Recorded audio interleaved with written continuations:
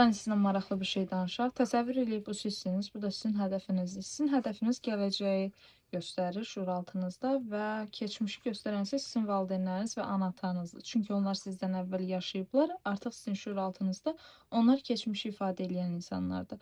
Və bu da sizin hədəfə gedən yolunuzdur. Siz nə zaman ki hədəfinizə gedərkən çox çətinlik yaşayırsınız, yəni bir normal insanın yaşamayacağı qədər çətinlik yaşayırsınız, onda baxmalısınız bu iki şeyə. Anahtar məsələləri, bir də duyğular, əsasən rədd edilmə duyğuları işlənməyən də insanın şüur altında artıq insan hədəfi üçün biraz necə deyim, çətinlik çəkməyə başlayır. Çünki siz bura verməli olduğunuz enerjinin hamısını şuur altında verirsiniz bu iki insana, yəni ana-atanıza və nəticədə nə olmağa başlayır? Bura üçün nə enerjiniz, nə həvəsiniz, nə motivasiyanız qalır və işin ən əsas sirri ondan ibarətdir ki, bir insan çətinliklə qoyduğu hədəfə gedirsə, onu orada çətinləşdirən şey bu sualdır. Anam məni sevəcək, olduğum bu səviyyədə həqiqətən seviləcəm. Bunu çox insan deyir ki, mən elə düşünmürəm axı. Zaten biz elə düşünmürük.